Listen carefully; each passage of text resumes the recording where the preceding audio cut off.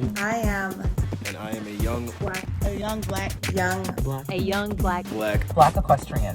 Equestrian. Equestrian. Black equestrian. Equestrian. Black equestrian. equestrian. Black equestrian. I'm a young black equestrian. I am a young black equestrian.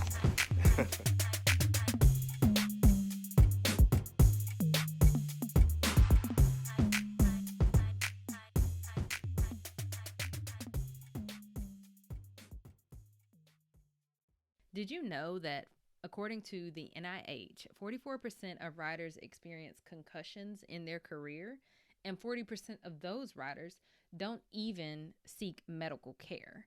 Well, today we are going to be speaking with Tiffany Frierson. She's a mom, a teacher, and a working student whose passion for horses fuel so much of her life. She speaks with us today about life as an amateur adult rider and falling off of her horse and getting a concussion and what that entire experience was like. So I really hope you enjoyed this episode. Don't forget to subscribe, like, and comment if you enjoyed it. Before we get this episode started, here is a word from our sponsors. Clinics for a Cause, an initiative sponsored by Online Riders Collective, connects amateur riders with top trainers in a program that benefits the Equestrian Aid Foundation. For only $25, riders submit videos up to 15 minutes long and get audio feedback from top clinicians recorded over their video clip. Outstanding trainers from all disciplines have volunteered to participate. Please visit the website for a clinician list and submission instructions, www.onlineriderscollective.com.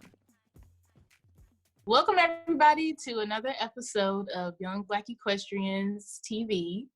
Tonight we are speaking with Tiffany Frierson, and she is going to talk with us about her equestrian journey, and we're going to dabble a little bit on concussions.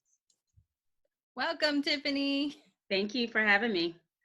All right. So if you want to briefly just tell us about yourself, where you're from, what discipline you ride, all that.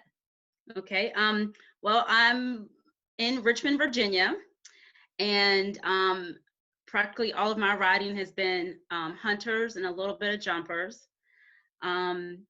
Right now, I'm so happy because 7 months ago, I bought my thoroughbred cross Ollie. Oh. Yeah, and but I guess what brought me here today was that I fell off of him a year and a half ago and got a pretty significant concussion, even though at the time I didn't realize it. Mm-hmm. So that's a story. Yeah, we're gonna hear all about that in a little bit. So how did you even get into horses? And I guess I kind of feel like a late bloomer a little bit. I mean, when I was a little girl, I loved horses, and but I thought the only way you could have a horse was to have land, and we didn't have land.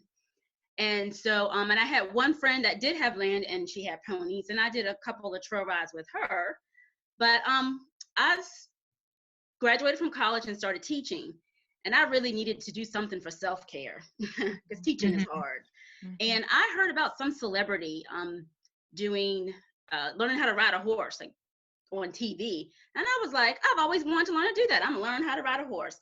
So at 25, I had my first riding lesson on a little gray mare named Tiny Bubbles. And I was hooked ever since then. And so I tried to get as much experience as I could. And even as an adult, I decided to become a working student. And I tried to ride at different barns. I took some equine management classes, like audited them at the community college, just because I wanted to learn as much as I could. You went and, all in auditing classes. That's amazing. Yeah. And I then taught beginning riding lessons, and did that for a little while until I started graduate school. And after graduate school, I met my husband, we got married. And so I took a little bit of a break to get married and have my son, and kind of picked up riding lessons when I could. I did own a horse while I was teaching riding lessons, but we weren't compatible. And so I ended up selling him and just leasing different horses. And about 3 years ago, I decided to kind of get back into it full time. And I've been riding for about 20 years. Mm-hmm. So now I fell in love with this horse that I'm leasing now. And even though I fell off of him, when the owner gave me the right price, I bought him. Mm-hmm. Well, good. I applaud you for kind of taking that leap, even though you took a fall, you know? Yeah. That's definitely something that we want to chat about. So how describe your experience, you know, being, like you said, a late bloomer. Like what was the atmosphere like when you were entering the industry at that age? Well, you know, I think I was really lucky because as a minority and as an adult, I ended up kind of going to barns and kind of bonding with the instructors. Mm-hmm. And the second barn that I went to where I taught riding lessons, all the instructors were my age. And then they had a good number of adults. So it really kind of ended up feeling like a second home. Mm-hmm. And so I really didn't have too many problems. I mean, mostly I got questions from other people like, you ride horses? Mm-hmm. and I got the question because I was an adult and I was Black. Mm-hmm. So I had a lot of people who kind of questioned that. Mm-hmm. But I think I was really fortunate to have positive experiences with riding. That's Yeah. good. Yeah. Yeah, I know that's not the case for everybody. Yeah, Right. not everybody. Yeah. Some people who interviewed have different experiences. Yeah. For sure. But I think that's an interesting perspective, like coming into a barn where you can be more like the instructors. Like I feel like if you, like when kids are going into barns and they're trying to, you know, befriend the boarders and stuff like that, like all these kids, Mm-hmm. like it's like high school drama kind of stuff.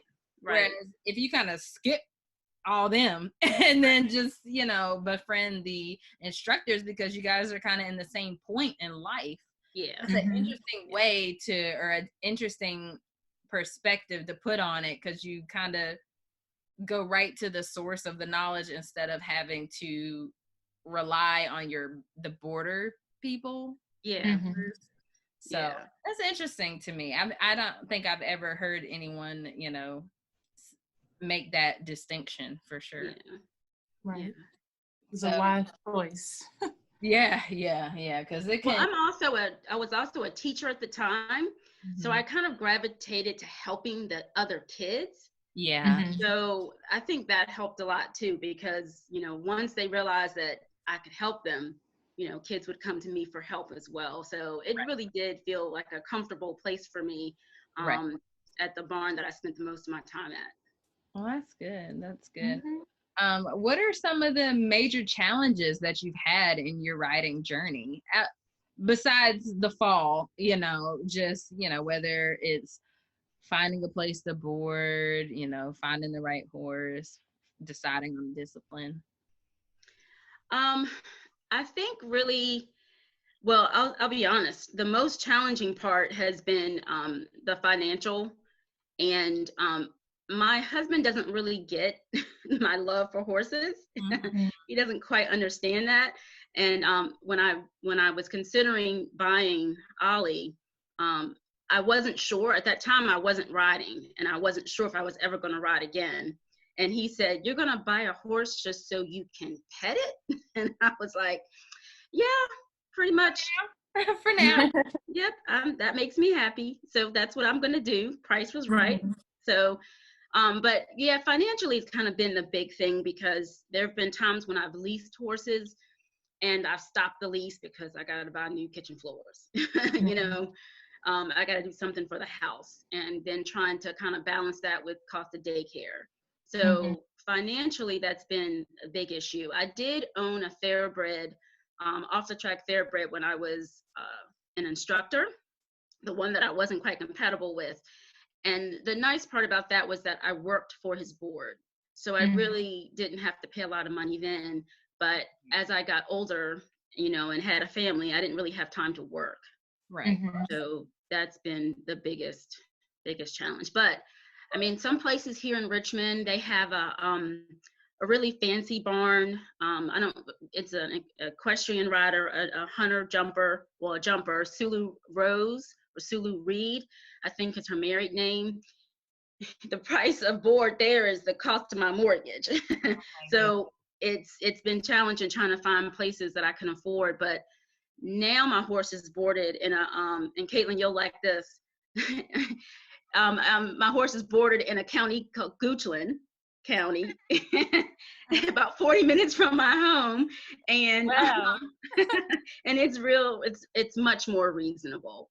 And so I don't have any problems there. I really like it at that facility. And actually, the owner of that facility is became one of the instructors at the barn that I rode before, and we connected on Facebook. And she told me about Ollie, and that Ollie's owner needed someone to lease him. So Wow, things kind of just lined up for you. Like it's all kind of connections. They did. Yeah. It's really been a blessing. I really do feel like the whole equestrian experience has been a blessing for me, because I get on and it's just me and my horse. I don't think about anything else, just me and my horse. So. And I know a lot of times, I think the problems arise when we can't separate ourselves during a ride, when they say leave everything at the door, leave it in the car, and then when you get to the barn, it needs to, because horses can sense that energy. Right. So I think a lot of times when we, carry that baggage, stresses from the day, just anything, any like extra emotion, the horse is like, what's going on today? Yes. No, we ain't doing that. And then you get upset because, things aren't working out right. So there have been several times I've had to like, well, you know what? It's probably not a good idea to ride. I can't unload and you're looking at me like, girl, you're going to be snatching all on my mouth because you're mad. Don't get on me. So yeah, I completely agree with you there. That's the place for that separation to happen. I've only had kind of one negative experience, but it really wasn't a negative experience. I tried to find a place closer to the house I live in now, and the owner of the barn was a conservative Christian. And, her being a Christian wasn't really the problem. And she was kind of nice to me. She wasn't rude. She was very professional. And everybody at the barn was really nice. And there was only one other adult in this barn, so she was real excited that I was there. But when I had to stop riding, because another issue I have are my knees. I have really bad knees. And so this is kind of the one way that I can exercise without too much pain. But if my stirrups are too short, I'll have problems. And they were really big on equitation and, proper form. And so, they asked me to ride with my stirrups shorter than I wanted, and ended up hurting my knee, and I had to take a break. But when I tried to call her back, I explained who I was. She never returned my phone call.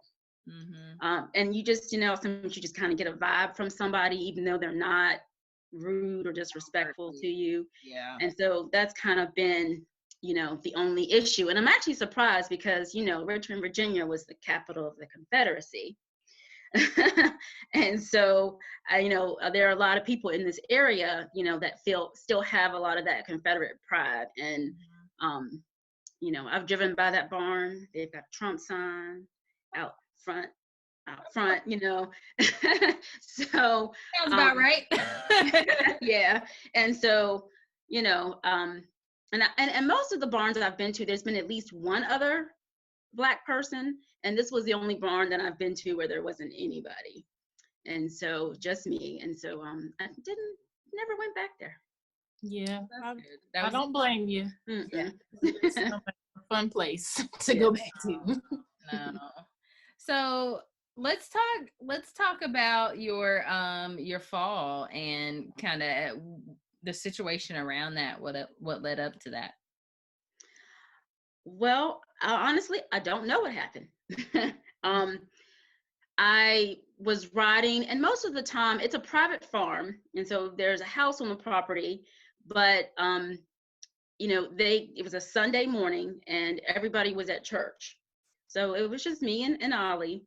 And I remember cantering around the ring. And he's known to spook quite often. But I'd never fallen off of him before. And that was actually my best record on any horse that I'd ridden on a regular basis. Yeah. And I just remember cantering around the ring. And then the next thing I remember was getting up off the ground. Sitting up, I looked around for him and I saw that he was the top of the hill, standing outside of the gate, right next to his friend inside the gate, looking at me, ears perked, like, is she okay? and I remember saying to myself, I've got to lay back down. And I got up. I don't know how long I was unconscious.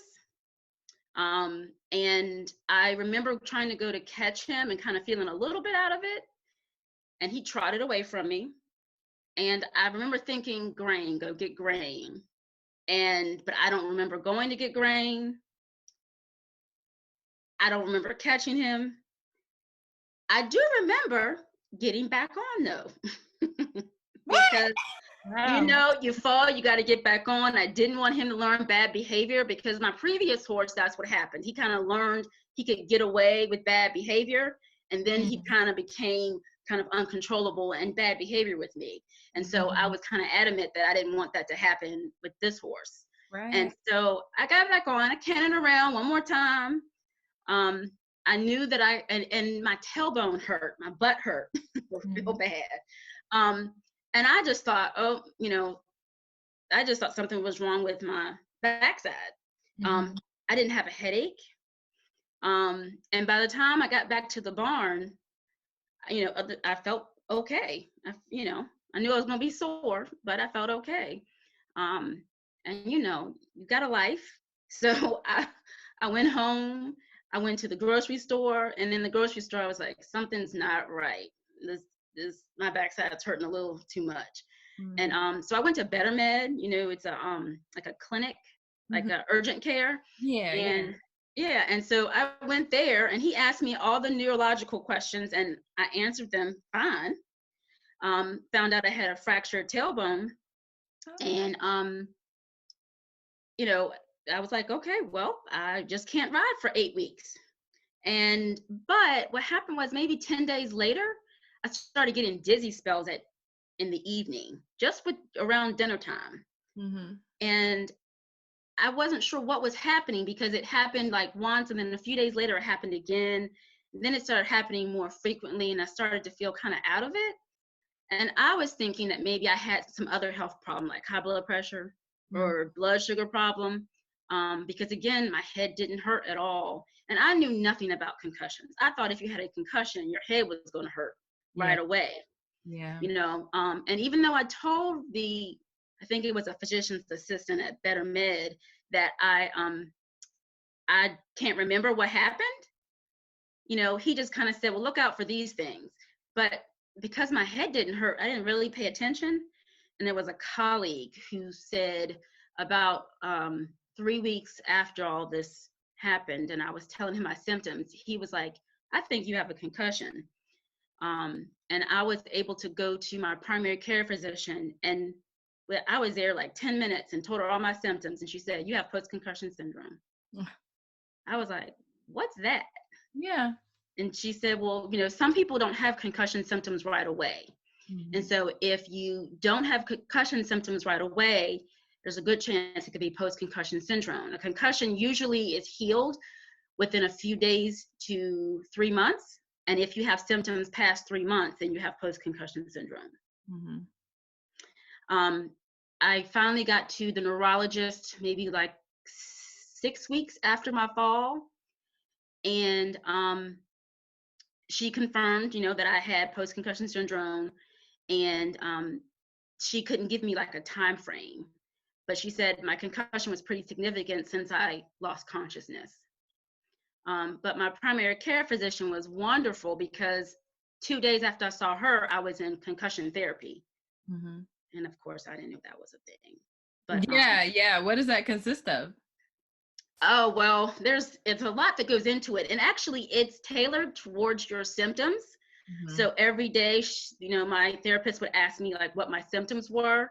And the spinning was vertigo. And so they kind of did this weird thing where they kind of laid me down backwards and tilted my head a funny way to help with that.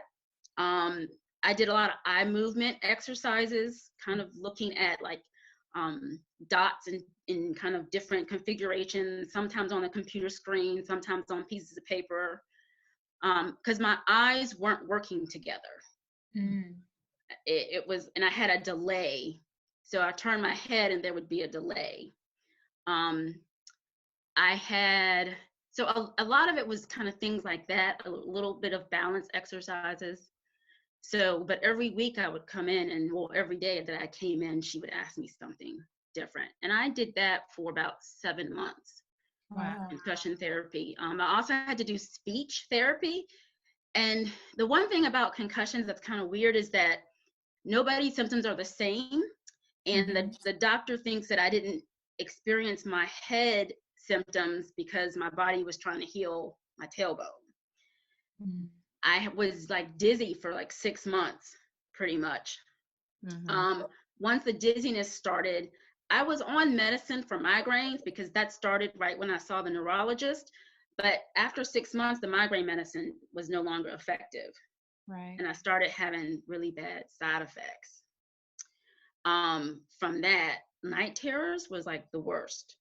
And so they put me on another medicine, and those side effects were even worse. Those were awful. I had a hard time talking, which that was a symptom that started after I stopped taking the medicine. Like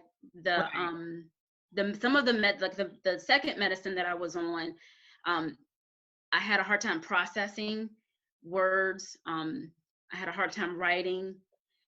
And so I just was like, I'm not going to take any more migraine medicine. But then I started having some issues with speech. I couldn't think of words. And it was so funny because one day I was at work and I yelled out, "I'm pregnant." And I wasn't. I was looking for another P word. But things like that happen, is that, there might be a similarity in the word you're looking for, like the initial sound, but I would say like the wrong word, like every day, at least once a day, the wrong word would come out of my mouth. And sometimes I would be totally unaware of it. So I would be, especially with my son, I'd talk to my son and tell him to do something, and he would look at me like I had two heads because I said the wrong word and didn't realize it. Yeah. So concussions it's very interesting. I joined a post-concussion syndrome Facebook group, and there's so many people that have similar stories. Couple of them have been falls from horses. Yeah. And so everybody kind of has stories about, putting their keys in the refrigerator, or not remembering why they went to a room, or going to the grocery store and then having no idea why they're there. Golly, I feel like I gotta remember if I fell off a horse. Well, and the thing about it is, I may have had a concussion before, because this definitely was not my first fall, but didn't really realize it. If you fall and hit your head and see stars, but then you fine an hour later, that's the concussion. Yeah. Wow. And so a lot of people don't really realize that. So I meant to ask you before, but can you explain what a concussion actually is? Because I don't think all of our listeners will know exactly what that is. So it's a brain injury, and you don't have to really hit your head in order to get a concussion. It's just your brain has to bounce against the side of your skull. So, and everybody's different. So some people, will fall several times and hit their head, and it's not really a big deal. They never get a concussion. But I think over time, for me, with all the falls that I've had off of horses, I think I may have had kind of mild brain injuries and not known it. And this one Added up. yeah, just really, I mean, and also for post-concussion syndromes, they say more women get it, and the older that you are, the more likely you are to get it. Oh, wow. So I'm 45, and so, you know, that I think played a factor into it. I'm kind of just thinking of all the times I might have fallen off or seen other people fall off, and we just get up and get back on. Exactly. And I was wearing a helmet. So a lot of people say, well, weren't you wearing a helmet? And I said, yes, I was. Yeah. I was. That was going to be one of my questions. Yeah. On him, I always wear a helmet because he is spooky. You know, you'll never know when he spooks at something. You know, sometimes you can predict it and sometimes you can't. He's never bolted or done it. He just kind of jumps sideways. But if you don't know that you got to keep your heels down, hips relaxed, you can pop right off. And he's 16'3", so I'm up there a ways. Yeah, it's a big fall. We need all the safety protection. Yeah. That's a big fall for sure. Yeah. How did your family kind of cope with your,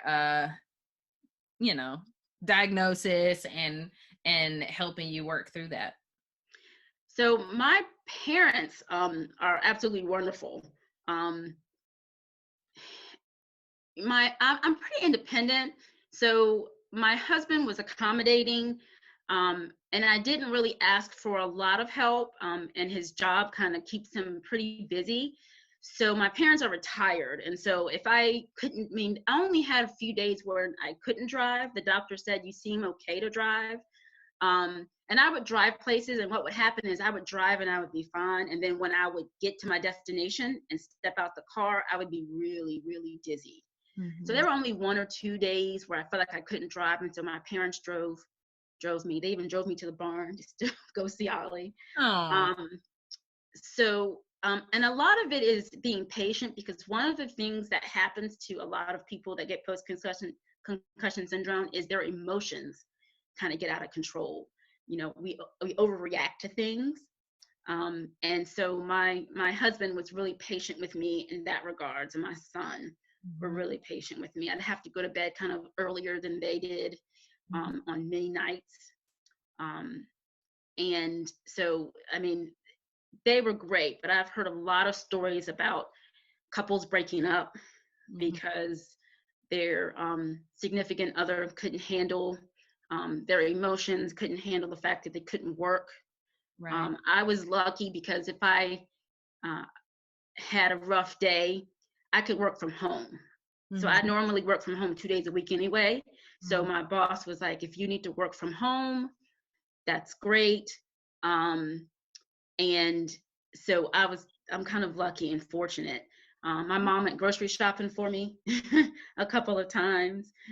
So because with the concussion, stimulation is out of control. So going to the grocery store, there's a lot to see. Your eyes are constantly moving. There's so much to kind of remember.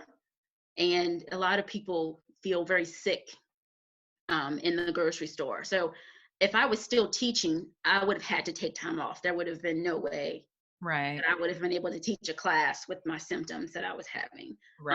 Some people are really sensitive to noise and light. I was not so sensitive to light, but I was sensitive to noise. And now I work in an office environment, and so it's pretty quiet. It's not too loud. So yeah. Well, that's good. I'm glad that you had the support that you needed, because a lot of times, the hardest thing is not only going through the symptoms of it, but kind of the aftermath. Well, one thing that was hard was that at first the doctors told me you can't ride again. You won't be able to ride anymore. If you hit your head again, the concussion will be worse. Your symptoms will be worse. And so I kind of had resigned myself that I wasn't going to ride anymore. But around about a year, I started feeling a lot better. And both of my doctors, my primary care physician and my neurologist, was like, have you gotten back on yet? And I was like, wait, you told me I couldn't. And I told my family that I wasn't going to ride again because that's what you told me. Oh. So when I decided that I'm going to try it again, you know, my parents were a bit upset. Yeah. But they didn't protest. Then you bought a whole horse. Yeah, I know. And I had to break it to them gently. But you know, they're still supportive. Like they kind of, you know, watch my son when my husband's not available. You know, they listen to my horse stories. You know, when I come home and talk about, you know, Ollie being a good boy that day, not spooking anything. Yeah. You know, they don't give me a hard time. So was the post that you made in the Black Female Equestrians Facebook group, was that your first time getting back on him? it was. Wow. It was. And he's a horse that really should be ridden regularly. And his owner hadn't ridden him. It had been 6 months since I bought him. And so he wasn't really ridden regularly once I stopped riding because of the owner's schedule. But the owner of the barn got on him for me for the first time. And I've been lunging him. So I've been trying to, throughout this whole time, keep my bond up with him. Yeah. We did a lot of lunge work and some ground work. And one of the things I really wanted to do was to shore up the voice commands so that I know my leg was going to be really weak. And so I didn't, you know, I wanted to really continue that bond so that when I got on him, it should be a little easier. Right. And I'm sure, I mean, that much time of doing groundwork was so helpful anyway, you know, helping with the spooking, helping, you know, with your communication, you know, and what helps him know what to kind of expect from you, learn your mannerisms and stuff like that. I'm sure that time off was still better than not having anything. Yeah. It also helped that he wasn't ridden regularly, so he's not fit. So it gives us opportunity to kind of get fit together. So, because that would have been different if he had been exercised 3 times a week and I hadn't done any of that. So we're kind of working together to get back slowly. I love the teamwork. Yeah. Oh, I know. So what are your goals with him, you know, for the next few years? What are you guys thinking you're trying to achieve? You know, really, I just want to enjoy him. I mean, I just want to get on him and hack around. I don't think I'm going to do any more jumping because most of the time when I fall off, it's been at a fence. And so, and he's 16, about to turn 17 in April. And so he's had a stifle injury. He's had a few injuries. So, you know, I just want to kind of hack around on him. We ride around the farm, do a little trail riding around the farm. So I just want to enjoy him and I want our bond to grow. You know, I don't really have time to like show him. I don't have a trailer or a truck. I tried to convince my husband to buy a truck, but I wasn't successful with that. So, you know, because I would love to take him out on a trail ride somewhere. But for now, we just enjoy the farm and, you know, just working on, you know, working on his frame, making sure that, you know, keeps himself composed and carrying himself correctly, and fitness for me, because this is kind of the most consistent type of exercise that I was doing was riding. And so I just want to kind of keep that up. Yeah, those are great goals, period. You know, there's no reason everybody has to be like in a show ring or, you know, you can still maintain a positive and active relationship with your horse if you're not competing or, you know, always going off to do something. So I admire that for you guys, with you guys. So what advice would you give aspiring equestrians today? I think the biggest thing is, don't be intimidated by anyone because, um, there are a lot of people who don't quite get this whole equestrian horse thing, and it can be discouraging. You just kind of remember like why you got into it in the first place, and let that kind of be your motivation. And to form a bond with your horse, get to know your horse. That's the most important thing, I think I went to one barn one time where there were grooms, and the grooms got the horses ready for the riders or the owners, and there's really no bond. The horses are very well trained, so anybody can get on them and ride, but there's nothing like when your horse comes to you, you're staying in the field and he just comes to you because he knows you and loves you, or being able to tell that something's not right because you know your horse and how they move. Right. And just that bond is just essential. Yeah. I don't even know how people could skip up that time, that personal time, just in grooming. I mean, horses in the wild, they groom each other in the herd. Right. So we've taken our horses out of herds. If they're not in a pasture, or whether they are or not, I mean, they might be with one other horse. Use that time. Yeah. Because they're seeking it as well. Yeah. Yeah. For a whole year, that's all I did was spend time with him. I wasn't, year and a half, I wasn't riding. That was ultimately the reason why I decided to buy him, even though I didn't know I was going to ride ever again, was because I just formed a bond with him. Yeah. I admire that for sure, because I just feel like a lot of people would have just quit. Yeah. Yeah. My family was expecting me to quit completely. But I was like, imagine hearing like, you can never ride again. Yeah. Okay. I will tell you that, along with my heightened emotions, I tell you, every time I went to a doctor, I cried. I literally cried. And I actually did some therapy because, I was having such a hard time with all of my emotions and processing what happened to me and trying to figure out, whether or not I was going to ride again. And, kind of through that, I mean, my goal was, because the owner, I knew at some point was going to sell him, and she was asking a little more than I wanted to pay initially. And so I was like, okay, I'm going to research some rescues, and I'm just going to find like a rescue that maybe an off the track thoroughbred that can't be ridden anymore. And I'm going to adopt him or her.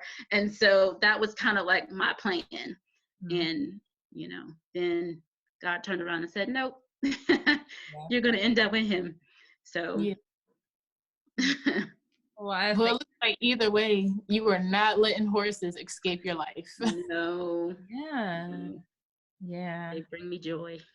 Yeah. That's awesome. And it's nice to have that. Like, not everybody knows what brings that feeling for them, Right. And so they're like dabbling around and doing lots of random things. I was talking to an employee today, and she was like, yeah, my boyfriend broke up with me because he said I'm uninspired. And I was just like, well, I don't even know what that feels like. Like, I'm just so inspired, by the horses and by everything we're doing, but it revolves around horses. Like, dang, girl.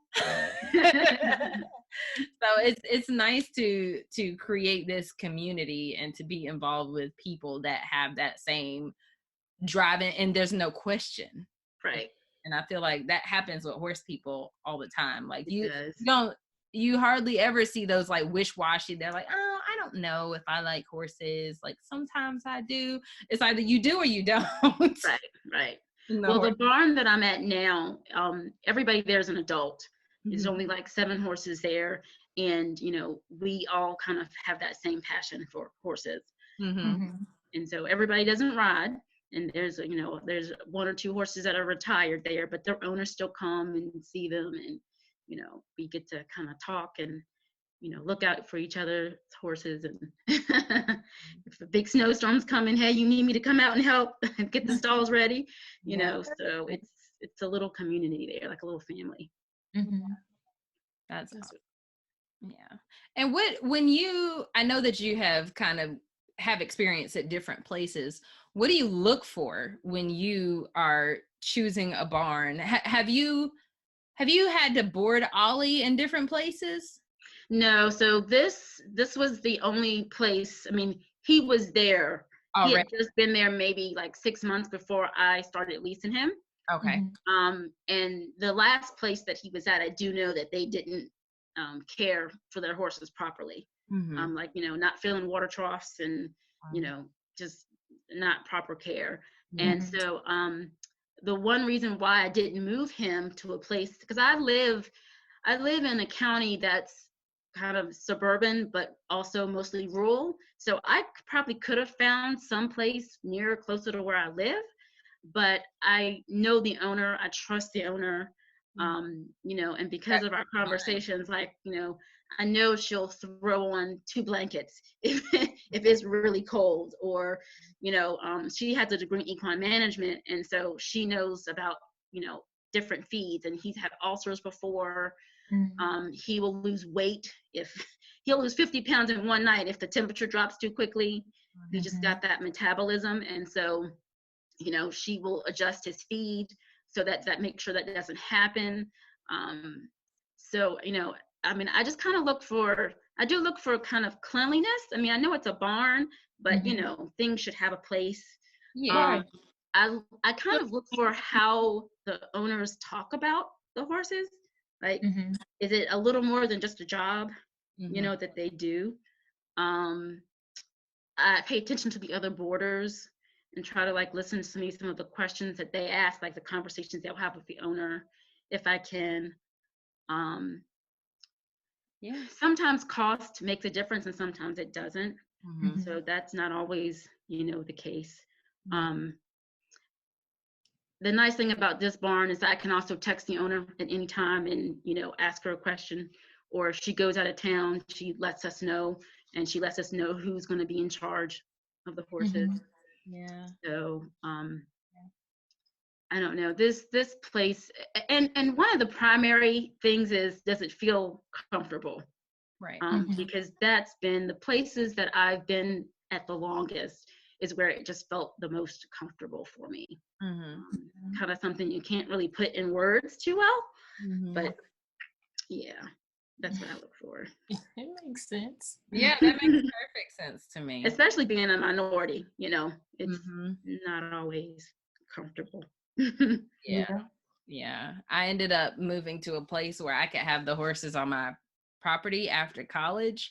And the barn that it was like a co-op barn. So we all had a schedule and fed and helped do stuff. But I cried like leaving. I was like, I know it makes no sense to pay to keep my horse here when there's a barn outside my house. But like, I didn't want to leave, have horses on your own property and you don't interact with other horse people. Like, you can ride, you can do all these things by yourself. So I definitely understand the whole, just being comfortable with where you at and, having some sort of community and resource at your barn. That's very important. Yeah. Very important. Caitlin, you got any more questions for her? Yeah, Tiffany, what would you tell someone who has fallen off a horse and, I don't know, maybe they like get up and feel a little dizzy, or they might stumble a little bit? What advice would you give them for after their trail ride or their practice and training, show, whatever it is? What would you tell them? Well, if I could really talk to them in person, they definitely need to go to the doctor, because I should have gone to the emergency room in an ambulance that day. I drove 40 minutes home by myself. Should not have done that. And then to tell them kind of what to look for in the future and let them know that they can have symptoms. I mean, some people have reported going a whole month without symptoms. And so, making sure that people are aware. That was one reason why I wanted to talk to you all today, because I thought us horse people fall off and hit our heads all the time, and then we get back on and Yeah. don't really think twice about it. You know, we're pretty tough. And so And a lot of us don't wear Yeah. helmets. yes. Or go to the doctor. Or go to the doctor, yeah, because of the style of riding, or we don't want to look like a lame, or whatever the reason. So yeah, go ahead. Yeah, go to the doctor and just educate them about the symptoms of a concussion, because they can be vision problems. Because a lot of people think they go to the eye doctor. They think something's wrong with my eyes now, and they don't put two and two together, or they don't know. Go to the ear, throat, nose specialist because they don't know why they're dizzy. Yeah. They just don't put two and two together. Yeah. A lot of people have neck pain, and I didn't have neck pain starting until like maybe 7 months out. I started having neck pain, so I really feel like we do need to be educated about, concussions. A lot of people think concussions are dramatic, like you have to have been like in a car accident, or they think of football players, who hit their head over and over again, and then they have really aggressive behavior. And a lot of the women that I know that have had concussions, it's emotions. They're crying for things that they would not normally cry about, or they have a lot of heightened anxiety. Sometimes kids will be diagnosed with like ADD because they just can't focus in school. And they don't realize it's related to the fact that they hit their head. My son plays soccer, and he was on the team with the little boy that I saw him in therapy one day, concussion therapy, and his mom said that this was a spring. He hit his head in the fall, and they did not realize that he had a concussion, and he was trying to play soccer. I remember thinking, that boy looks out of it. Why is he in the game? He looks kind of out of it. Turns out he had a concussion. Wow. Wow. Yeah, and that was like 7 months later before they figured it out, because kids can't always articulate how they're feeling. Yeah. And it's scary to them. They don't want something to be wrong, especially with them not being able to communicate what the feeling is. Right. Yeah. And then a lot of people, they don't want to have to stop doing what they love, and so they don't say anything. A lot of athletes do that. So, that's what I was thinking. When people get in a car accident, they'll go. They come march right on down. Right. Go to the chiropractor afterwards. Everything. Yep, insurance needs to click in, and they'll go after a car accident. Yeah, but when it comes to something that you love doing, I guess that fear of being told that you either can't do it anymore, or you're gonna have to stop doing it if you want to heal. And you just have to get over that. Yeah. I remember my therapist saying, you can't get on for now. And because she never said that I couldn't ride again. She just said there's a certain period of time where you really should not ride. And she said, and you horse people are the worst. Y'all just want to get back on. Yeah. I know earlier when you said, what are you going to say if somebody says that you can't ride? My first thought was, well, I'll ride at some point. I mean, maybe not this week, but. And that's what I thought, when I went to the neurologist the first time and she told me, I was like, well, I don't know. I don't believe her. I'm going to wait and see how it goes. And then 3 months went by and 6 months went by, and I was actually felt worse at 6 months than I did at 1 month. And so that's when it kind of dawned on me that I really might not be able to ride again. Right. But I'm back in the saddle. Oh, I really can't even get past the whole, like Ollie is still being in the picture, Oh yeah. I guess maybe sold them. Huh? Somebody probably would have sold, like, right. We're not doing this again. Right. And it's just, maybe it's not knowing what happened that kind of kept you guys together? I don't know. I'm just thinking out loud because I feel like if somebody knew, like, oh, it was just a leaf and he threw me off and I slammed my head, if they had the whole production with it and I was knocked out for 2 hours and nobody was there, I feel like that adds more fear into it, right, than not knowing. I realized it maybe about a month or two afterwards. I was like, I'm glad I don't know. Because at first I was like, well, if I know, then I can fix it. Like I can figure it out. But then I was like, maybe there's a reason and I don't know what happened. And I mean, again, even though he spooks often, it's never anything major, I mean, at least when I'm on him, it doesn't feel major. Now, maybe somebody watching might think that it was a big movement, but because he's such a big boy, it doesn't really feel like a really big thing.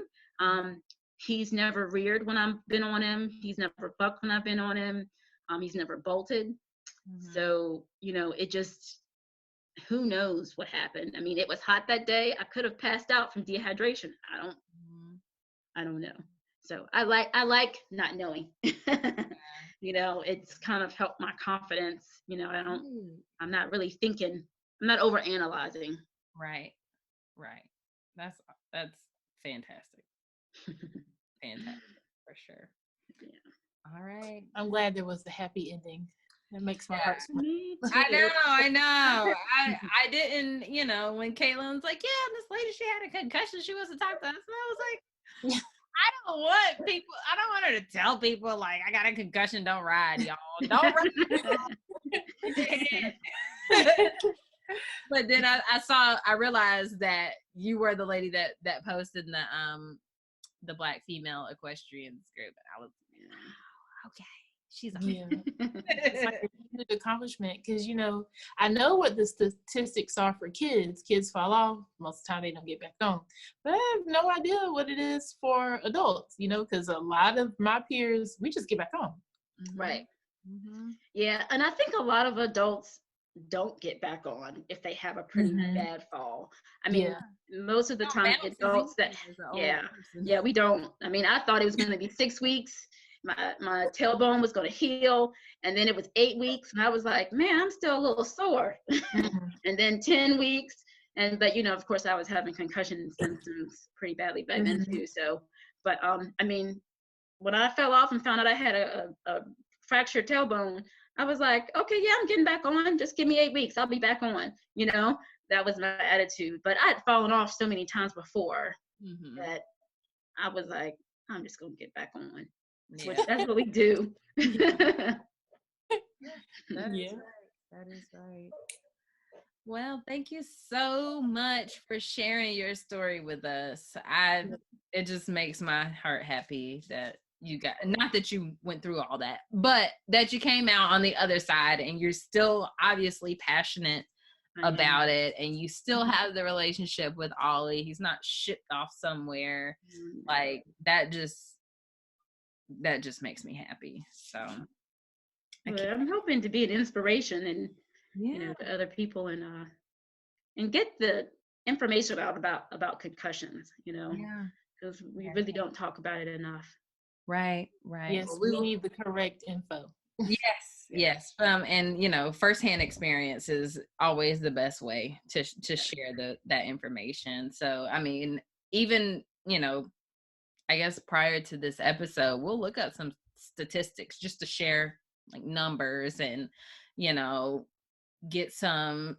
get like a list of symptoms, stuff like that you discuss, so that we can share it like actual graphics with our listeners, just to kind of have that concrete visual there to accompany this episode. So great.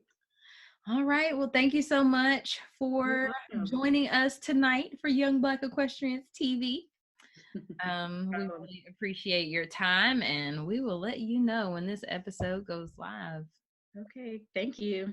All right. Yeah, nice meeting you all. Nice meeting you too. Have a great night. You too. Bye-bye. Bye. Thank you for watching another episode of Young Black Equestrians TV. Head over to Facebook and let us know what you thought about this episode. Did you learn something new? Feel free to like, subscribe, and share with your friends the importance of concussions in the equine industry. See you guys next week.